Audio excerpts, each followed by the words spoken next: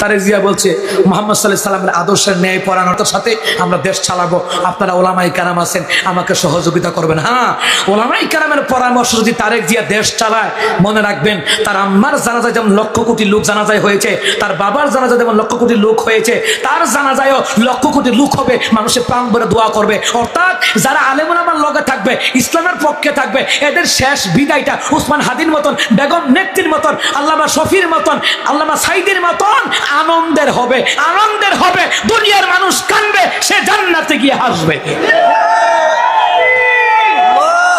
মেরাজে নেওয়ার কথা আল্লাহ তাআলা উল্লেখ করেছেন, এটা কারণ আছে। সূরা বনী ইসরাইল আম্মা আয়েশা রাদিয়াল্লাহু তাআলা আনহা তিনি বললেন যে নবী আলাইহিস সালাতু ওয়াস সালাম প্রায় দেখতাম এশারের নামাজের পরে তিনি সূরা জুমার আর সূরা বনী ইসরাইল তিলাওয়াত না করে রাসূল ঘুমাতেন না।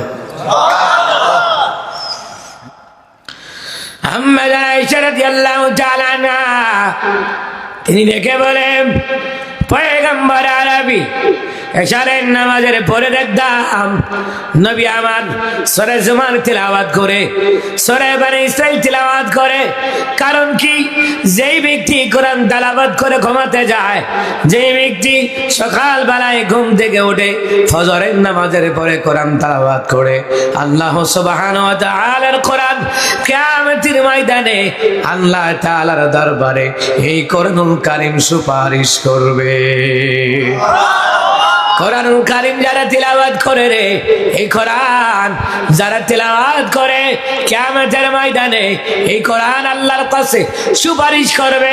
এমন কি কিয়ামতের ময়দানে এই কোরআন যারা তিলাওয়াত করবে, এই কোরআন টেনে টেনে তাদেরকে জান্নাতুল ফেরদাউসের মধ্যে নিয়ে যাবে। এই কোরআন তেলাওয়াত যারা করে, তাদের তিলাওয়াত আল্লাহ তাআলা শ্রবণ করে, আল্লাহ নিজে শুনে, ফেরেশতারাও শুনে। নবী আলাইহিস সালাতু ওয়াস সালাম বলেন, শুধু তাই নয়, আরশ আজিমের মধ্যে, সাত আসমানের মধ্যে, সাত জমিনের মধ্যে যত ফেরেশতা আছে, ওই ফেরেশতাগুলি দুনিয়ার বান্দা বান্দির কোরআন তেলাওয়াতগুলি শ্রবণ করে। তাফসীরে কাবীরের ভিতরে লিখে নবী একদিন কাবকে বললেন, কাব রে তিলাওয়াত করো না, কোরআনুল কারীম থেকে তিলাওয়াত করো। কাব কয়, পয়গম্বর আমি কেমনে তিলাওয়াত করব, আমার বড় ভয় লাগে, আপনার উপরে তো আমার মাওলা কোরআনুল কারীম নাজিল করেছেন, আপনার সামনে আমি কেমনে তিলাওয়াত করব। পয়গম্বর আরবি কয়, এ কাব আমি বলি নাই, শুধু আমি বলি নাই, আমার আল্লাহ তাআলা বলেছেন, কাব রে আমি যেন তোর জবান থেকে কোরআন তেলাওয়াত শুনি। কাব রাদিয়াল্লাহু তাআলা তিনি বলেন, এ পয়গম্বর আল্লাহ তাআলা আমার নাম নিছেনি, আমার নাম বলছেন আল্লাহ তাআলা। পয়গম্বর আরবি কয়, এ কাব আল্লাহ তাআলা তোমার নাম সহকারে বলেছেন আমি যেন কাবের জবান থেকে কোরআন তেলাওয়াত শুনি। কাব রে শুধু আমি শুনবো না, আল্লাহ তাআলা তোমার তেলাওয়াত শোনার জন্য অপেক্ষায় আছে। আর জোরে পড়েন না সুবহানাল্লাহ। নবীর মেয়ের জামাতা আলী রাদিয়াল্লাহু তাআলা আনহু তিনি বললেন, এ দুনিয়ার মানুষেরা, আমার যখন মনে চায় আমি মাওলার সাথে কথা বলবো, তখন আমি আলী কোরআন তেলাওয়াত নিয়ে বসে যাই। তাহলে বোঝা যায়, ও দুনিয়ার মুসলমান ইমামদারেরা, এই দুনিয়ার জমিনে, আসমানের নিচে, জমিনের উপরে যারা কোরআন তেলাওয়াত করে, কোরআন পড়ে, কোরআন বুঝে, এদের তিলাওয়াতগুলি আল্লাহ তাআলা নিজে শুনে, ফেরেশতারাও শুনে। তাহলে এই কোরআনুল কারীমের তিলাওয়াতের দরকার আছে না নাই? এই যে মাদ্রাসা, আপনাদের মসজিদ, এই মসজিদে সকাল বেলায় মক্তব পড়ানো হয়, এই মক্তবে রীতিমতো ছেলে মেয়েদেরকে, নাতি নাতনিকে এই মক্তবে পাঠাবার দরকার আছে না নাই? এই কোরআন শিক্ষা থেকে যদি আপনি বঞ্চিত করেন, কিয়ামতের ময়দানে আপনি আল্লাহর সামনে দাঁড়াইয়া জবাব দেওয়া লাগবে। দুনিয়াতে সন্তানের হক, পিতামাতার হক আদায় না করলে সন্তানের যেমন শাস্তি হবে, সন্তানের হক আদায় না করলে পিতামাতাকে আল্লাহ শাস্তি দিবে। যদি আপনি আপনার সন্তানকে কোরআন না শিখান, হাদিস না শিখান, নামাজ না শিখান, ইসলামের বিধিবিধান না শিখান, কিয়ামতের ময়দানে আপনাকে আল্লাহ তাআলা আসামির কাঠগড়ায় দাঁড় করাবে। আপনি কেন ছেলে মেয়ের হক নষ্ট করলেন? ঠিক না ভাইরা আমার, বাবারা আমার? এই জন্য আল্লাহ সুবহানাহু ওয়া তাআলা কোরআনুল কারীমের ভিতরে সুন্দর করে জানায়া দিলেন, وقال الذين كفروا ربنا أرنا الذين أضلنا من الجن والإنس نجعلهما تحت أقدامنا ليكون من الأسفلين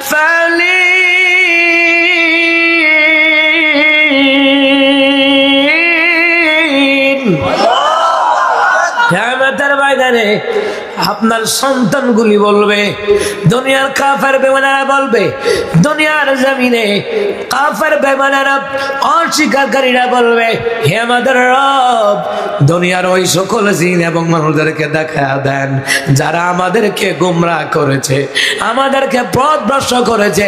হে মাওলা, যারা আমাদেরকে গোমরাহ করেছে, পথভ্রষ্ট করেছে আল্লাহ, তাদেরকে দেখা দেন তাকদামিনা লিয়াকুনা মিনাল আসফালিন, তাদেরকে পায়ের নিচে বেলে পিঠে ফেলবো, লিয়াকুনা মিনাল আসফালিন।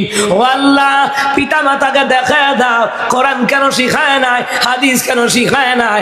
আল্লাহ তাআলা দুনিয়ার মানুষদেরকে দেখা দাও, জিনদেরকে দেখা দাও, যারা আমাদেরকে গোমরাহ করেছে, পথভ্রষ্ট করেছে। আল্লাহ গো, তাদেরকে পায়ের নিচে বেলে পিঠে ফেলবো, লিয়াকুনা মিনাল আসফালিন, যাতে করে তারা অপমানিত হয় আর লাঞ্ছিত হয়। ঘোষণাকার, আর জোরে কয় না ঘোষণাকার। এই জন্য নামাজের পরে, সারি নামাজের পরে যখন ঘুমাতে যাবেন, অন্তত একটা পৃষ্ঠা কোরআন তেলাওয়াত কইরেন। সকালবেলায় ফজরের নামাজের পরে অন্তত এক পৃষ্ঠা হলো কোরআন তেলাওয়াত কইরেন। কিয়ামতের ময়দানে এই কোরআন আপনাকে সারা জান্নাতে যাবে না। ভাইরা আমার, বাবারা আমার, যাই হোক, এবার বুঝলাম সূরা বনী ইসরাঈল আর সূরা জুমার তিলাওয়াত না করে আমার নবী ঘুমাতেন না। এবার সূরা বনী ইসরাঈলে 17 নম্বর সূরার প্রথম নম্বর আয়াতে আল্লাহ মিরাজের কথা বললেন। আল্লাহ তাআলা বললেন, বিসমিল্লাহির রহমানির রহিম, সুবহানাল্লাযী আসরা বিআবদিহি লাইলাম মিনাল মাসজিদিল الحرام إلى المسجد الأقصى الذي باركنا حوله لنريه من آياتنا إنه هو السميع البصير। আমার আল্লাহ তাআলা বলেন, পবিত্র মহান সত্তা তিনি, যিনি তার বান্দাকে রাতের কিছু অংশে বাইতুল্লাহ থেকে বাইতুল মুকাদ্দাস নিয়ে গেলেন। এটা হলো ইসরা ভ্রমণ। আর বাইতুল মুকাদ্দাস থেকে প্রথম আসমান, দ্বিতীয়, তৃতীয়, চতুর্থ, পঞ্চম, ষষ্ঠ, সপ্তম আসমান, সিদরাতুল মুনতাহা, জান্নাত, জাহান্নাম, আরশে মুআল্লা, ওইটা হলো মিরাজ, মানে হলো ঊর্ধ্বগমন। আল্লাহু আকবার। আল্লাহ তাআলা তার হাবিবরে মিরাজে নিবেন, এটার একটা কারণ আছে, 5টা কারণ আছে। কারণ বলার সময় নাই। মুসলমান ইমামদারেরা, যখন নবী আলাইহিস সালামের দাদা দুনিয়ার জমিনে নাই, মা নাই, বাবা নাই, চাচা নাই, এ মুসলমান ইমামদারেরা, নবী আলাইহিস সালামের দাদা নাই, চাচা নাই, প্রিয়তমা স্ত্রীও নাই, নবী আমার একা হয়ে গেল। কাফের বেঈমানেরা আবার ষড়যন্ত্র করলো, মুহাম্মদের আবার কে বাঁচাবে?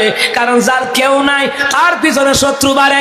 যেমন শহীদ উসমান হাদি, তার পিছনে কেউ ছিল না, হক কথা বলার কারণে অল্প বয়সে শাহাদাতের পেয়ালা পান করা লাগছে। কারণ হক কথা বলতো, তার পিছনে কেউ, পুলিশ নাই, র্যাব বাহিনী নাই, বিমান বাহিনী, নৌবাহিনী, Ansar, DB, NSS, security guard, কোনো কিছু নাই। হক কথাগুলি বলতো। প্রধানমন্ত্রী, শেখ, নেত্রী হ্যাঁ, আপসহীন নেত্রী বেগম খালেদা জিয়া নাকি চমৎকার কথা বলেছেন, জিয়াউর রহমানকে নিয়ে চমৎকার কথা বলেছেন। আর তিনি বলছেন এই জাতির আইডল হলো খালেদা জিয়া, তিনি একজন ভদ্র নেত্রী। আর এই শহীদ ওসমান হাদি বলছে যে ওনারা যে আল্লাহ কি দেশপ্রেম দিয়ে বানাইছে, উনি বলে যে আমার এই দেশ ছাড়া অন্য কোনো দেশে ঠিকানা নাই। কেমন কথা বলেছেন তিনি, আল্লাহু আকবার বলবেন না? বাকি এত দেশপ্রেম দেখায় দেশের টাকা বিদেশে পাচার করছে, টেন্ডারবাজি চাঁদাবাজি করছে, খুন রাহাজারি করছে। আর বেগম নেত্রী তিনি বলেন দেশ আমার মাটি আমার, মরলে এই দেশে মরবো। তিনি বিদেশে পালায়া যায় নাই। যারা রাজাকার মৌলবাদ জঙ্গি বলছে এরাই কিন্তু বাহিরে পালায়া গেছে, কথা কয় না? আর তিনি এত নির্যাতনের শিকার, তিনি আর স্বামীকে হারালেন, তিনি আর সন্তান কুকুকে হারালেন। আহা, তিনি দুনিয়া থেকে বিদায় হয়ে গেলেন। এই কিংবদন্তি বেগম নেত্রী খালেদা জিয়া, শহীদ ওসমান হাদি সহ যারা দেশের জন্য জীবন দিয়েছে, আল্লাহ যেন শাহাদাতের দরজা দেয়, আমিন। এই বেগম নেত্রী জীবনে আলেমদেরকে নিয়ে কটাক্ষ করে কথা বলে নাই। কথা বলেন, এই যে সত্য কথা না বলে হে বুবা শয়তান, কথা বলেন। জীবনে কোনোদিন আলেমদেরকে মৌলবাদ বলে নাই, বরঞ্চ যারা মৌলবাদ বলতো এদেরকে বলতো সাবধান, আলেমদেরকে মৌলবাদ বলবা না, তারা ইসলামের জন্য কাজ করে, ধর্মের জন্য কাজ করে, এদেরকে মৌলবাদ বলো না। কথা কোন ঠিক কি না? কেমন দেশপ্রেম দিয়ে আল্লাহ তাআলা ওনাকে বানিয়েছেন, মারহাবা কইতেন না?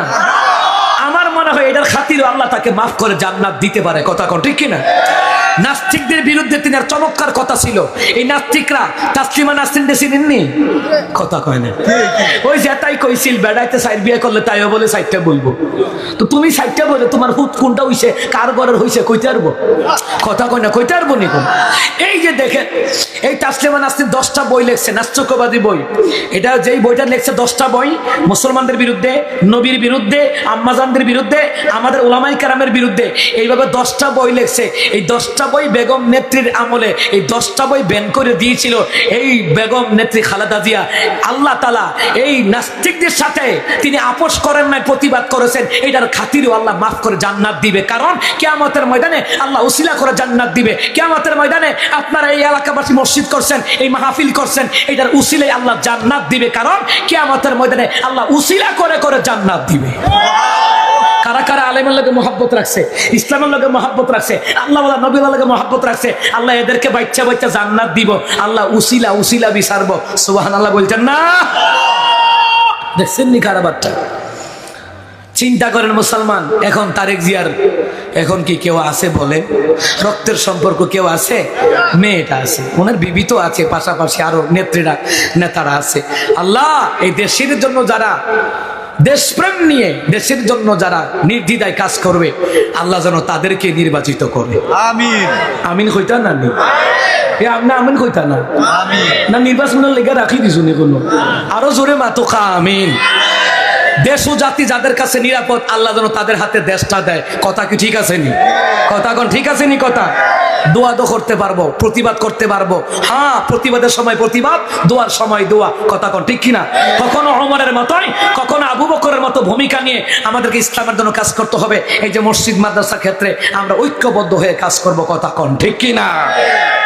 ভাইরা আমার, বাবারা আমার, মুসলমান বান্দারা, দুনিয়ার জমিনে নবী আমার একা, ওইদিকে আবু জাহল সাইবা উতবা ওয়ালিদ ইবনে মুগীরা চিন্তা করে মুহাম্মদের মাইরালামু দাবা তো দিল, মুহাম্মদ আসো না, তোমার সাথে পার্সোনাল কথা বলবো।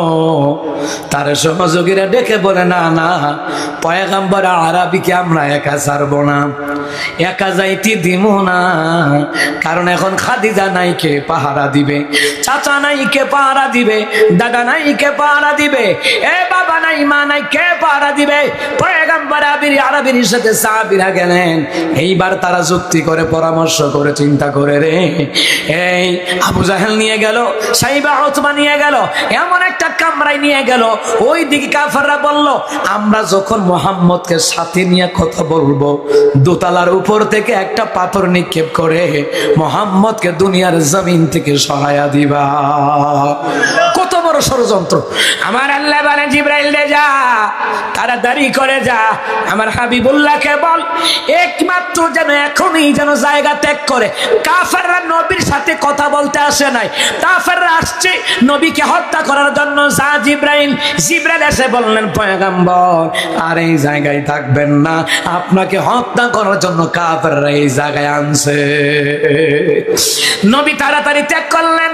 নবীর মনে বড় দুঃখ, আল্লাহ তুমি ছাড়া আমার কেউ নাই, আমার খাদিজাও নাই, চাচা নাই, বাবা নাই, দাদা নাই, মা নাই গো আল্লাহ। আমার সাহায্যকারী কে হবে, কিংবা আমার সিকিউরিটি গার্ড কে হবে, আমার নিরাপত্তা কে হবে? নবীর মনে বড় কষ্ট। আল্লাহ তাআলা বললেন জিবরাইল তাড়াতাড়ি করে যাও, জান্নাতটাকে সাজাও, আর কিছুক্ষণের জন্য জাহান্নাম বন্ধ করে দাও। কেন কেন কেন? জিবরাইল বলেন আল্লাহ কেন? আল্লাহ কয় আজকে রাতেই আমার হাবিবকে আমি আরশে মুআল্লায় মেহমান করে নিয়ে আসবো। আমি আমার হাবিবকে আর দুনিয়াতে রাইতে কষ্ট দিব না। আমার হাবিবের কষ্ট দূর করে দেওয়ার জন্য বন্ধুরে দাওয়াত দিলাম, আরশে মুআল্লায় নিয়ে আসবো। সুবহানাল্লাহ কইতেন না? জিবরাইল অসংখ্য ফেরেশতা সাথে নিয়ে জান্নাত সাজাই লইছে। জাহান্নামের কার্যক্রম এবার কি বন্ধ, কাজ বন্ধ, সময়ের গতি বন্ধ। সুবহানাল্লাহ কইতেন না? সময়ের গতি কেমনে বন্ধ?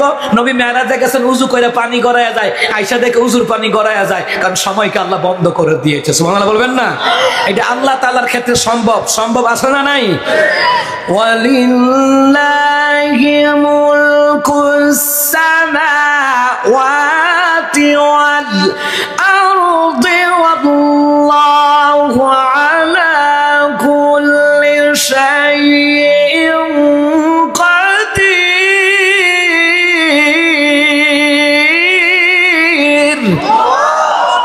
আল্লাহ তাআলা বলেন আসমান এবং জমিনের মধ্যে যা কিছু আছে জেনে নাও, আসমান এবং জমিনের রাজত্ব আমার, আসমান এবং জমিনের বাদশাহী আমার। আমি আল্লাহ তাআলা সর্ব বিষয়ে ক্ষমতার অধিকারী। জোরে বলেন না ক্ষমতাটা কার? জিবরাইল জান্নাতের ভিতরে ঢুকলো, জান্নাতুল ফেরদাউসের ভিতরে ঢুকিয়া বুরাক নামক একটা বাহন নিয়ে আসলেন। জান্নাত থেকে জান্নাতি কাপড় নিয়া জিবরাইল চলে আসলেন মক্কা মুআজ্জামায়। আসিয়া দেখে রে পয়গম্বর আরবি মাথার তালুতে হাতটা এইভাবে দিয়ে শুয়ে রইছে। তিনজন ফেরেশতা আসিয়া কয় এই মক্কা নগরীতে দামি ব্যক্তিকে বলা হলো হাদা মুহাম্মদ সাল্লাল্লাহু আলাইহি ওয়াসাল্লাম। দ্বিতীয়ত জন বলে তাহলে শুনে নাও, তাহলে একটা কাজ করো না, তাহলে মুহাম্মদ পয়গম্বর আরবিকে নিয়ে চলো না। নবীকে মেরাজের আওয়ার 3 দিন আগে তিনজন ফেরেশতা আসলেন। ফাইনালের দিন জিবরাইল সরাসরি বোরাক নিয়া, জান্নাতের পোশাক নিয়া সরাসরি আসলো। বোরাকটাকে কাবা ঘরের কিনারায় বানলো। আর যে জান্নাতের পোশাক জিবরাইলের হাতে, জিবরাইল আলাইহিস সালাম জিও নবী আলাইহিস সালাম উম্মে হানির ঘরে বিশ্রাম নিচ্ছে। নবী দরজা দিয়া না ঢুকা সাদ ভাইরা ঢুকছে। মানে হলো আজকে রাত্রে যা ঘটবে অসাধারণ ঘটনা ঘটবে, যার সাথে কোনোদিন ঘটে নাই।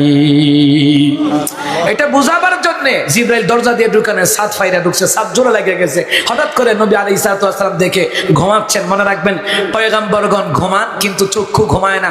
মনে রাখবেন তাদের চক্ষু ঘুমায় কিন্তু অন্তর ঘুমায় না। নবীদের চক্ষু ঘুমায় কিন্তু অন্তর ঘুমায় না।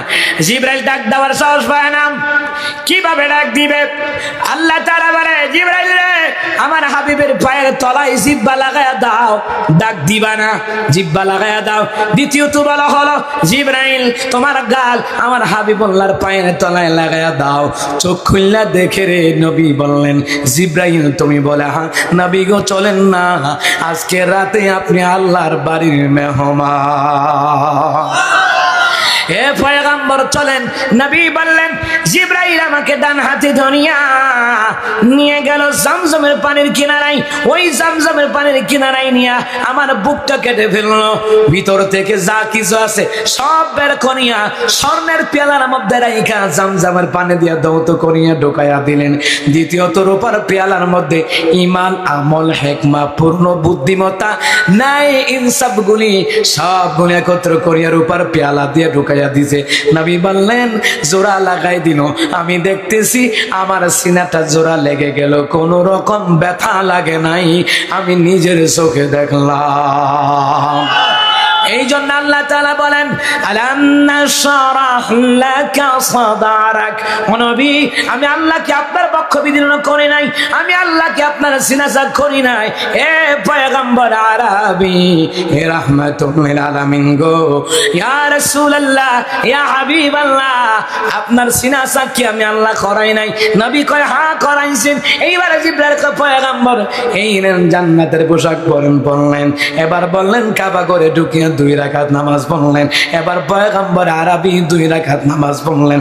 2 রাকাত নামাজ পড়িয়া পয়গম্বর আরবি 2 রাকাত নামাজ পড়লেন, বের হলেন। জিবরাইল জিগায় পয়গম্বর 2 রাকাত নামাজ কেন পড়লেন জানেননি? বলে না, কারণ 2 রাকাত নামাজ পড়েছেন মানে হলো আপনার সফর যেন নিরাপদ হয়। এই জন্য আপনারা সফরে কোথাও যাবেন নামাজ পড়ে বের হবেন, সফর থেকে আইসা আবার 2 রাকাত নামাজ পড়বেন। কারণ নামাজ পড়িয়া গাড়ির জার্নি করবেন, যত ঘন্টা জার্নি করবেন, যেই কোনো বাহন দিয়ে জার্নি করবেন, আল্লাহ সুবহানাহু ওয়া তাআলা আপনার সফরটাকে নিরাপদ বানায়া দেবে, অল্প বয়সে অ্যাক্সিডেন্টে পঙ্গু হবেন না। ওয়াজ তো শুনে আমল তো করে না, সমস্যা হইছে এইটা। কথা কর ঠিক কি না? যদি আমল করতো অনেক নিয়ামত পাইতো, অ্যাক্সিডেন্ট থেকে আল্লাহ বাঁচাইয়া দিত। অ্যাক্সিডেন্টে হাত ভাঙার কথা, আল্লাহ হাতটা ভাঙ্গিছে, একটু কাইটা দে, রক্ত যা, তবুও ভাঙ্গিচ্ছা। সুবহানাল্লাহ কইতেন না? আমার জীবনে আমার 3বার অ্যাক্সিডেন্ট করছি। আমরা যে প্রোগ্রাম করি কত রিক্সের উপরে, বুঝছেন নি? আওয়ার পথে দেখি আপনার এলেঙ্গা, আপনার কারেন্টের খুঁটি ছিলেন নি, কারেন্টের খুঁটিওয়ালা গাড়ি উল্টাইয়া একবারে হ্যাঁ হিরো আলমের মতন হয়ে রয়েছে, হক করে উল্টাইয়া। আমি কি আল্লাহ রে, যা জ্যাম লাগছি চিন্তা করে আল্লাহ তুমি জানো, যাইতারে নি জানি আল্লাহ জানো। আমি প্রোগ্রামে বেরোলে বুঝেন না, আমাদের ব্রাউনবাড়ি থেকে আপনাদের এখানে 250 কিলোমিটার মোটামুটি। কয় কিলোমিটার? 250 কিলোমিটার। কালকে রাতে প্রোগ্রাম করে রাতারাতি ঢাকা আইছি, তো রাতারাতি ঢাকা নাইলে ভোরে আউন যাইব। কথা কয় না, কথা কয় না, রিক্সা যাইব না। আয়া দেখি উল্টাই শেখাই রয়েছে গাড়ি, গাড়ি ভসকাই রয়েছে, আর কারেন্টের খুঁটি ফাতা রয়ে পড়ে রয়েছে। আইব কেমনে গাড়ি? কোনো রকম একটু সাইড করে দিছে, এরপরে বিশাল বড় জ্যাম লেগে গেছে। কারণ আপনাদের এই যমুনা সেতু দিয়া 19টা জেলার গাড়ি চলাচল করে, 19টা জেলার গাড়ি। আমাদের ব্রাউনবাড়ি জেলার গাড়ি রাস্তায় জ্যাম লেগে জায়গা, একটা জেলার গাড়ি, কুমিল্লা জেলার গাড়ি, 2টা জেলার গাড়ি, আর আপনাদের এই দিক দিয়ে 19টা জেলার গাড়ি চলে। এবার বুঝেন তো এই রোডে 1 মিনিট রাস্তা বন্ধ হলে তো জ্যাম যাইব গা এলাঙ্গা থেকে, যাইব গা মির্জাপুর। কথা কয় না, কথা কয় না, ঠিক কিনা কন? হ্যাঁ, দেখছেন নি কারবারটা? 3বার অ্যাক্সিডেন্ট হয়েছে, আলহামদুলিল্লাহ। গাড়ি গড়ি বসকাই গেছে গা, ভিতরে বইয়ে রয়েছি, কিচ্ছু হয় নাই। কে বাঁচাইছে? কে বাঁচাইছে? আরো জোরে কইতেন না মারহাবা। কেন কন তো এই কাজগুলি কেন হয়? অ্যাক্সিডেন্ট হইলো, গাড়ি বসকাই গেল গা, আপনার কিছু হয় নাই কেন? আমার আম্মাই কয় ভূত, তুমি যেইভাবে বিভিন্ন জায়গায় দান সাদাকা করো, মসজিদে, ইয়াতিমখানা, লিল্লা বনিগে, এইভাবে দান সাদাকা করলে বড় বড় মুসিবত দূর হয়। 500 রিজিকের দরজা আল্লাহ খুইলা দেয়, আল্লাহ তারে গরিব রাখবে না। আমরা তো অনেকেই বুঝি না, দান করতেছে না, হুজুর আই গরিব হয়ে রয়েছে, আই কিটা করতাম, দান করতাম, হুজুর আই তো গরিব। ঠিক কিনা এখন? আমার নবীকে গরিব হইলেও দান করো, সুবহানাল্লাহ কইতেন না? আল্লাহকে গরিব হইলেও দান করো, গরিব হয়ে দান করলে আল্লাহ ধনী বানাইবো, তোমার ছেলেরে দিয়ে আল্লাহ ধনী বানাইবো, তোমার মেয়েরে দিয়ে আল্লাহ ধনী বানাবো, এমন ধনী বানাইবো তোমারে দিয়ে মসজিদের কাজ করাইবো, মাহফিলের কাজ করাইবো, মাদ্রাসার কাজ করাইবো, মক্কা মদিনা লইয়া যাইবো। কথা কন ঠিক কিনা? অনেকে কয় আই তো গরিব, আই কিতে দিতাম, তো তুমি কি না গায়া থাকো নি? কোনো কথা কয় না। দেখছেন নি কারবারটা? এই জন্য নামাজ পড়ে বের হবেন। যখন আশেপাশে কোথাও ভিক্ষুক আছে, রাস্তাঘাটে মসজিদ আছে, কিছু না কিছু দিয়ে বের হইবেন। 10টা টাকা 50টা টাকা দেন না, সামর্থ্য অনুযায়ী। যা বাজারও যাইতেছি, ধনবাড়ি যাবো, কিংবা মধুপুর যাবো, কিংবা কালীহাতি, টাঙ্গাইল, ঘাটাল, মির্জাপুর এদিকে যাবো। আচ্ছা যে 10টা টাকা দিয়ে যা মসজিদে, 50 টাকা দিয়ে যা। আরে 50 টাকা তো বড় কথা না, 50 লক্ষ টাকার ক্ষতির থেকে আল্লাহ বাঁচায়। এটি বুঝা রাখেন, এটি ব্রেনে ঢুকায়েন। আল্লাহ কেন কইছে? আল্লাহ তাআলা বলেন আল্লাযীনা ইউনফিকুনা ফিস সাররাই ওয়াদ-দাররাই ওয়াল কাযিমিনাল গায়যা ওয়াল আফিনা আনিন নাস ওয়াল্লাহু ইউহিব্বুল মুহসিনিন।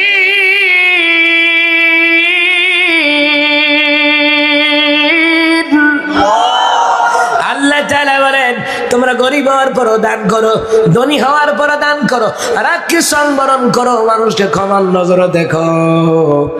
আল্লাহু ইউহিব্বুল মুহসিনিন। এইরকম মুহসিন বান্দা বান্দীদেরকে ভালোবাসেন একজন, তিনি কে? ভাই আমার, বাবার আমার, যাই হোক, এবার নবী নামাজ পড়া শেষ করলেন, কাবা ঘর থেকে বের হলেন। জিবরাইল কয়, পয়গম্বর হাদা বুরাক, ওঠেন বুরাকের উপরে ওঠেন রে মুসলমান ইমানদারেরা। এইবার নবী আলাইহিস সালাতু ওয়াস সালাম বুরাকের উপরে উঠবেন।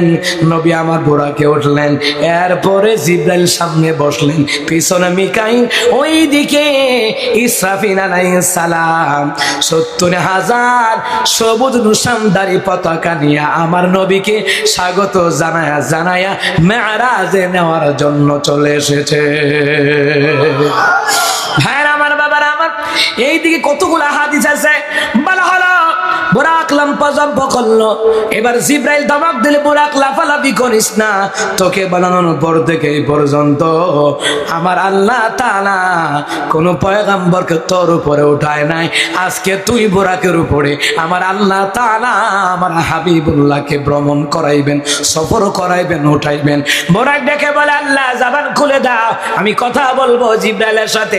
এইবার বুরাক ডেকে বলে, নবীর সালাম দেয় আর বলে, পয়গম্বর লাফালাফি করার জন্য সালাম না, লাফালাফি করার জন্য, বেয়াদবি করার জন্য লাভ দেই নাই পয়গম্বর গো, বেয়াদবি করার জন্য লাভ দেই নাই পয়গম্বর।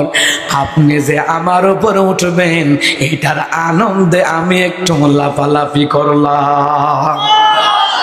এটা সহজ উদাহরণ হইল, ছোট বাচ্চারা দূর থেকে চকলেট দেখাইলে, মজা দেখাইলে কি করে? লাভ দিয়া কয়, আমার আব্বা চকলেট এনেছে, আমার বাবা চকলেট এনেছে, আমার দাদা ভাই, আমার নানা ভাই এটা এনেছে, সেটা এনেছে। এটা কি বেয়াদবির জন্য লাফালাফি না আনন্দে? বুরাকটাও আনন্দে একটু লাভ দিছিল যে আলহামদুলিল্লাহ আল্লাহর হাবিব আমার উপর আরোহণ করবে রে, আমি বুরাক ধন্য হয়ে গেলাম। সুবহানাল্লাহ বলবেন না? বুরাক ডেকে বলে, পয়গম্বর আরবি গো, এই মাথা মুবারক আমার কানের কাছে আনে, আমার মুখের কাছে আনেন। নবী মুখের কাছে আনলেন, কানের গোড়ায় মুখ লাগায় বুরাক কয়, পয়গম্বর কিয়ামতের ময়দানে আমি বুরাককে ছাড়া অন্য কোন বুরাকে আরোহণ হবেন না, ওয়াদা দেন। নবী কয়, যাও, ওয়াদা দিলাম, কিয়ামতের ময়দানে আমি বুরাক, আমি রাসূল, তুমি বুরাককে ছাড়া অন্য কোন বুরাকে আরোহণ হব না। এবার বুরাক বড় খুশি, পয়গম্বর ওঠেন, চোখের দৃষ্টি যেখানে যায় সেখানে গিয়ে আমার কদম পড়বে। মুহূর্তের মধ্যে আপনাকে আমি বাইতুল মুকাদ্দাস থেকে আরশে মুআল্লায় আমি নিয়ে যাব। নবী আলাইহিস সালামের মেরাজে নেওয়ার বাহন ছিল 5টা। কয়টা? 1 নাম্বার বুরাক, 1 নাম্বার কি? বুরাক। 2 নাম্বার জিবরাইলের ফেরেশতার ডানা, জিবরাইলের ডানা। 3 নাম্বার ফেরেশতাদের ডানা। 4 নাম্বার আজ-জিনা নামক লিফট। 5ম নাম্বার হলো রফরফ নামক সাওয়ার। এই 5টা বাহন দিয়া আল্লাহ পাক তার হাবিবকে স্টেপ বাই স্টেপ করে মেরাজে নিয়ে গেছে। সুবহানাল্লাহ বলতেন না? যেমন আপনি এখান থেকে যাইবেন, কই যাইবেন কোন? যমুনা সেতুতে যাইবেন, মনে করেন আপনি যাইবেন, মানে এখান থেকে উঠবেন কি বাস গাড়ি, ওইলে রিক্সাতে উঠবেন, রিক্সা পাল্টায় যাইবেন সিএনজিতে গিয়া বাসে, লোকাল বাস গিয়া ডাইরেক্ট বাসে গিয়ে এরপরে এসিওলা বাসে। কথা কয় না? ফাল্টায় যেমন লাগেনি, তা আমার নবীকে আল্লাহ পাক 5টা বাহন দিয়া স্টেপ বাই স্টেপ করে করে আরো সে মুআল্লায় নিয়ে গেছে। সুবহানাল্লাহ কইতেন না? কিছু কইবেন? মারহাবা কম। ভাই আমার, বাবারা আমার, এ মুসলমান ইমানদারেরা, পয়গম্বর আরবির এবার সফর শুরু। সফর কি? যাত্রা শুরু। কোন যাত্রা? গানের যাত্রা, ছবির যাত্রা, মেরাজের সফর শুরু। কই শুরু? আল্লাহর বাড়িতে যাওয়া শুরু। সুবহানাল্লাহ কইতেন না? আল্লাহর বাড়িতে যখন যাওয়া শুরু করছে, এমনি দেখে একটা লোক আগুনের পাথর মারতেছে আমার রাসূলুল্লাহর দিকে। কিসের পাথর? আগুনের পাথর মারতাছে। নবী বলেন, জিবরাইল রে, এ জিবরাইল কে? জিবরাইল কয়, কে পড়ে? আগে পড়েন, আউযু বিল্লাহি মিনাশ শাইতানির রাজিম। সাথে সাথে অদৃশ্য হয়ে গেল। পয়গম্বর আরবি কয়, জিবরাইল রে, কে আমার দিকে দিকে আগুনের পাথর মারতেছে। জিবরাইল কয় পয়গম্বর এটার নাম হলো শয়তান, আপনার দিকে আগুনের পাথর মারে। নবী কয় কেন আগুনের পাথর মারে?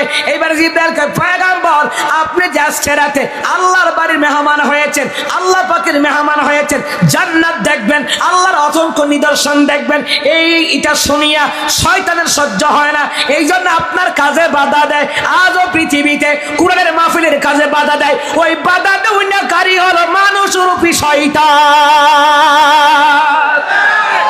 এই মানুষরূপী শয়তান এটি কথা কোন ঠিক কিনা?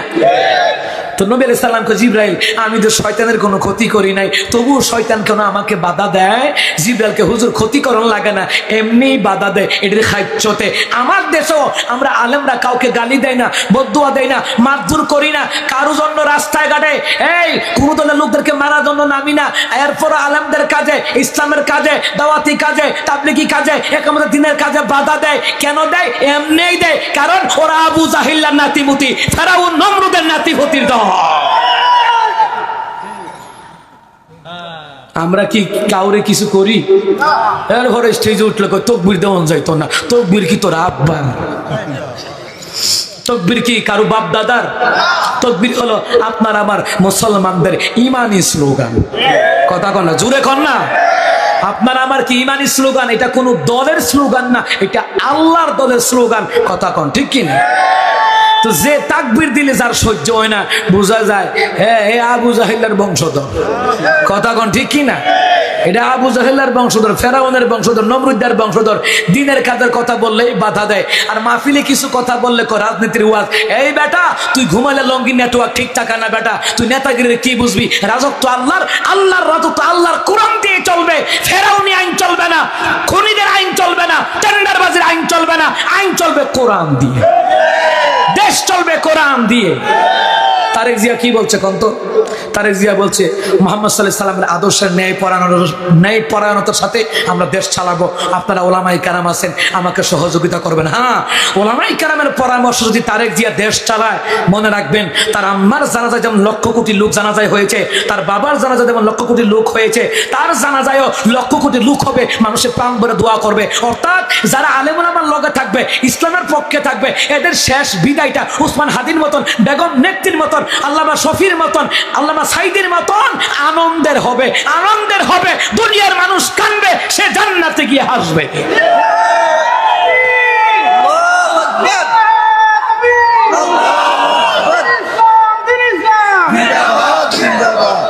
দেন তাকবীর দেন, আইসা আড়াকে গেল।